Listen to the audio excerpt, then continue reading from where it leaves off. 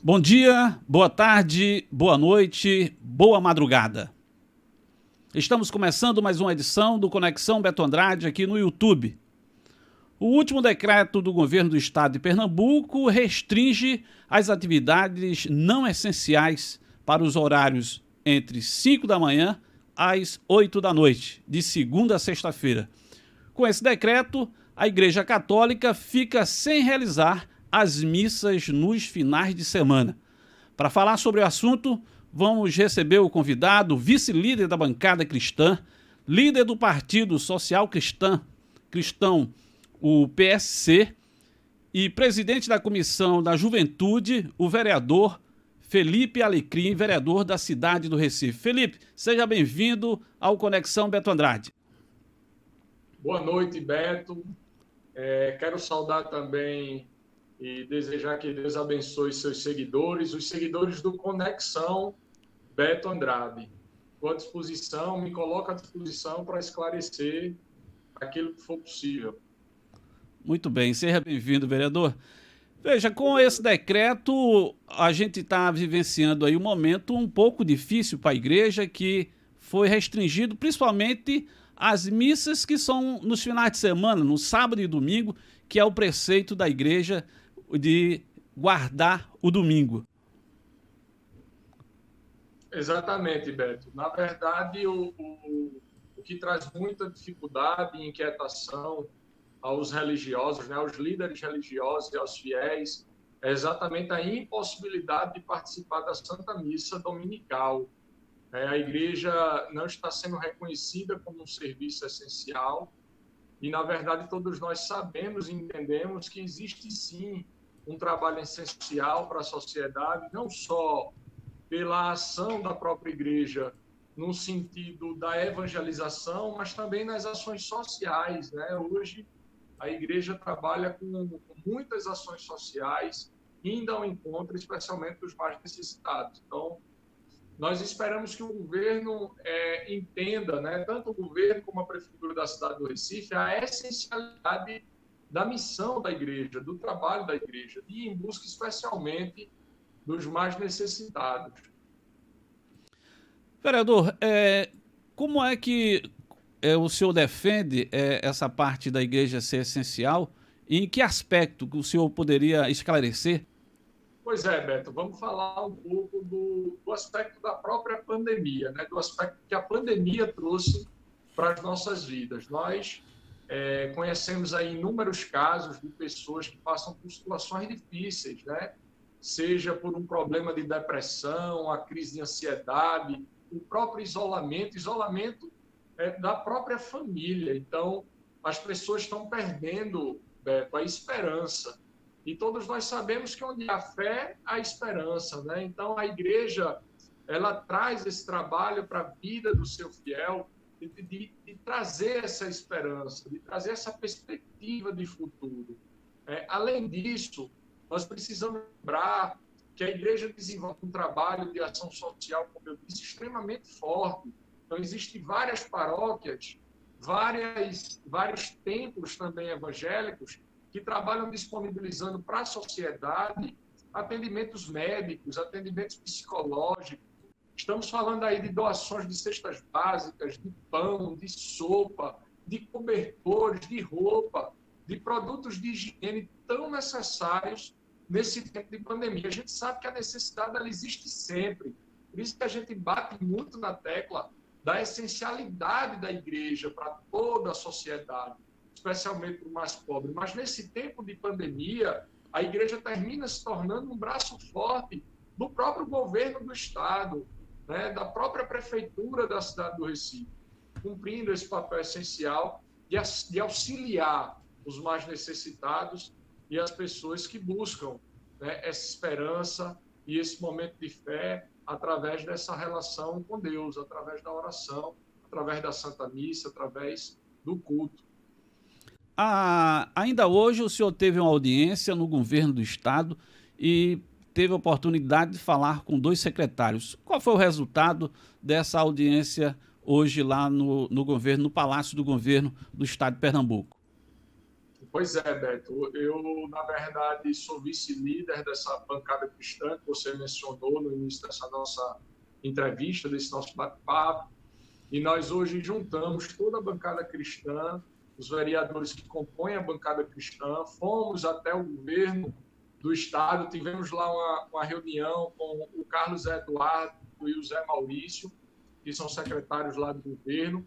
Também estivemos lá com o Carlos Muniz, que também é secretário de governo da Prefeitura da cidade do Recife, para entregar uma carta aberta explicando tudo isso que a gente acabou de passar para você, trazendo para eles essa necessidade, essa essencialidade do funcionamento da igreja, pleiteando que se abra uma possibilidade deles acolherem isso e permitirem que a igreja funcione normalmente, seja nos trabalhos de ação evangelizadora, seja nos trabalhos na atuação, a ação social.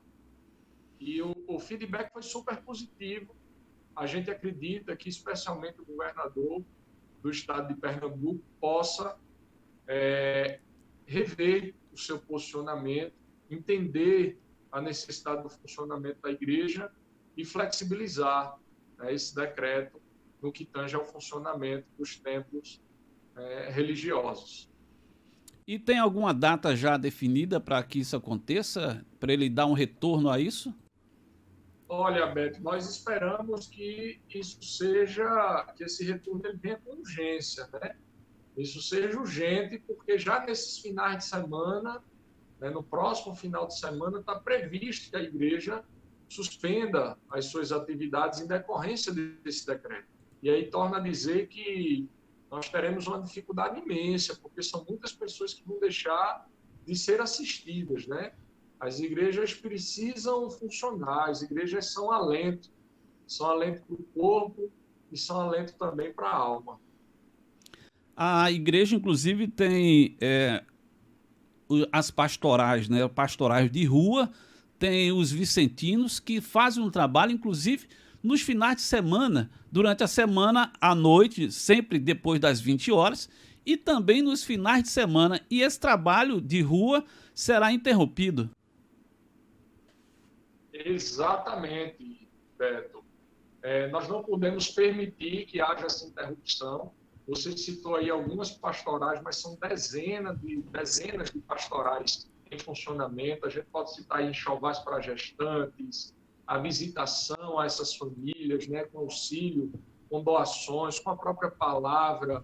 Né, são pastorais do pão, da sopa, pastorais do idoso, pastorais que têm trabalho com crianças, pastorais que atuam nas ruas, né, como você bem colocou, né, e muitas vezes o poder público esquece, até a própria sociedade esquece as pessoas que vivem em situação de rua, e a igreja também cumpre esse papel fundamental de ir ao encontro deles para tentar levar um pouco de dignidade. Então, eu reitero que quando a gente fala do fechamento da igreja, da paralisação de suas atividades, a gente remete não só ao trabalho que é tão importante da espiritualidade para a vida das pessoas, mas ao trabalho de ação social que foi muito bem colocado e elencado aí por você.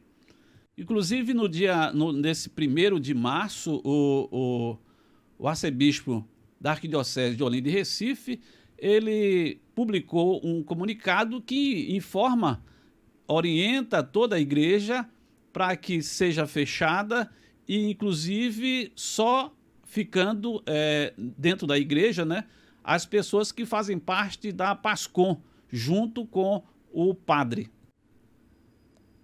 Exatamente. Dom Fernando, ele divulgou essa carta aos sacerdotes, né, aos párocos de cada igreja, que é uma carta que orienta como deve proceder, né? Nós, obviamente, deveremos cumprir o decreto que foi estabelecido pelo governo do Estado, mas ele faz uma ressalva aí nessa carta, dizendo que entende, sim, que a igreja precisa ser considerada serviço essencial, que é uma pena que as portas das igrejas sejam fechadas, né? Porque a missão da igreja é acolher, Beto. A missão da igreja é acolher. E sem as portas abertas, a igreja perde essa grande missão, esse grande propósito de acolher as pessoas que precisam de um socorro, as pessoas que estão em necessidade, que muitas vezes não tem para onde ir fazer, batem as portas da igreja e são acolhidas em cada uma delas. Vereador Felipe Alecrim, inclusive a pastoral da prevenção, né, que a Igreja Católica Apostólica Romana tem, essa pastoral ela faz um serviço muito grande, que é a utilização do álcool gel, inclusive na hora das pessoas estarem ali participando, né, de vários momentos da igreja, né, o momento da coleta, na entrada da igreja, na hora de receber a comunhão, todo esse momento, a pastoral da prevenção, ela está orientando os fiéis, inclusive com o distanciamento de bancos, fileiras de banco, a quantidade já está reduzida conforme o último decreto anterior a esse que está agora. Então, a igreja, principalmente a Igreja Católica Apostólica Romana, ela vem fazendo aí, seguindo os protocolos de saúde determinado pelo próprio governo do Estado. Exatamente, Beto. E, na verdade, esses protocolos, eles foram padronizados e disponibilizados de maneira oficial. Todas as paróquias ligadas à Arquidiocese de Olinda e Recife seguem esse protocolo. Então, se você participar de qualquer missa, vai ver que houveram ali várias padronizações para que a gente pudesse bem enfrentar essa pandemia que a gente está vivendo. Então, existe sim as pastorais que realizam essa acolhida, que ali trazem o termômetro, vão verificar a temperatura de cada fiel, controlam a higienização, seja na hora da comunhão, seja na dispersão desses fiéis. Existe um cuidado extremo, um cuidado, como eu disse, que foi padronizado e seguido por todas as paróquias. Eu quero, inclusive, aproveitar, Beto, para fazer um paralelo com o que a gente vê e acompanha nos noticiários. E como vereador, aquilo que eu também estou acostumado a ver nas fiscalizações que a gente faz na rua. Se você hoje for a um terminal de ônibus, se você apanhar um ônibus hoje, vai ver quão impressionante é a aglomeração, a quantidade de pessoas que fazem uso daquele transporte público e que muitas vezes a gente questiona, mas que não vê um respaldo, um retorno, uma solução para esse problema. Enquanto que você vê as igrejas cumprindo esses protocolos de segurança, né, para permitir que o fiel venha, assista a sua celebração, para que os fiéis venham servir também nas ações sociais, para que aquelas pessoas em situação de vulnerabilidade sejam acolhidas com segurança, que recebam, inclusive, máscara, álcool em gel, tudo como doação, para que, inclusive, elas consigam, né, ter o mínimo de condição de enfrentar essa pandemia.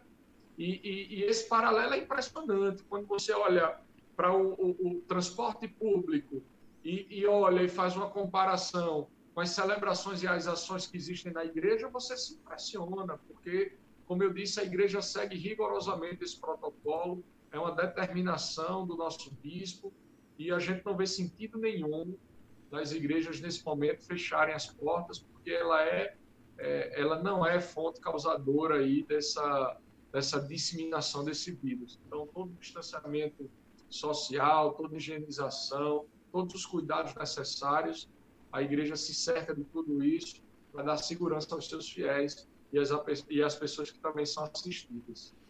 Inclusive, a praia, né, um lugar um lugar público, não tem tido o controle devido, né?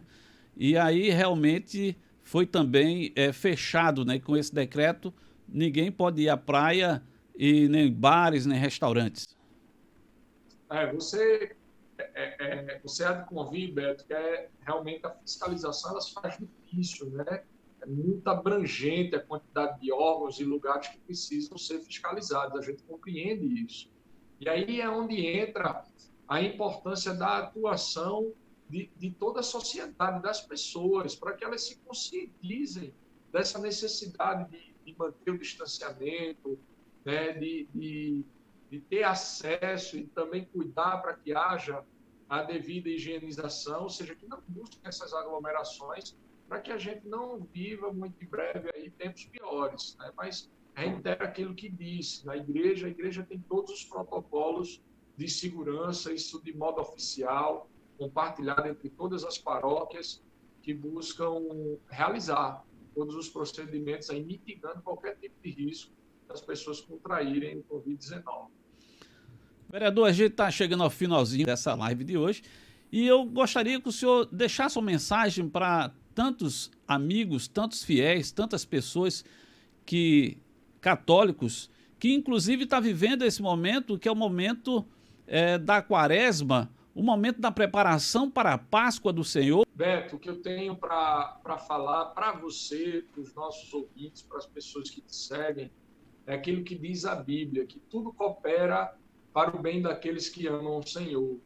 Então, é uma mensagem de fé e de esperança, que tudo nessa vida é passageiro, que o Senhor cuida de todas as coisas, o Senhor cuida de cada um de nós. Em breve nós estaremos celebrando a vida, essa tempestade há de passar, é preciso que cada um dê, obviamente, a sua contribuição, mas que não se perca a fé, não se perca a esperança. Fé em dias melhores, esperança em dias melhores, seguir com Deus no coração, preocupado com o nosso próximo, preocupado em prover o bem, em seguir os passos do nosso Mestre Jesus, do nosso Senhor e Salvador. Então, a mensagem que eu quero deixar nesse momento é que Deus possa abençoar as pessoas que nos assistem, possa abençoar as suas famílias e que muito em breve nós tenhamos vencido essa batalha, essa luta contra o Covid. Que Deus abençoe a todos. Muito bem, vereador, muito obrigado pela sua participação aqui no Conexão Beto Andrade. E você, meu caro internauta, continue participando conosco, compartilhando, divulgando, fazendo o seu comentário aqui embaixo. Se inscreva aqui embaixo, inscreva-se aqui, compartilhe com mais pessoas para que dê uma força aí ao nosso canal e que fique mais forte, tá certo? Até a próxima edição, se Deus assim permitir. Parabéns pelo trabalho, Beto. Que Deus te abençoe. Amém.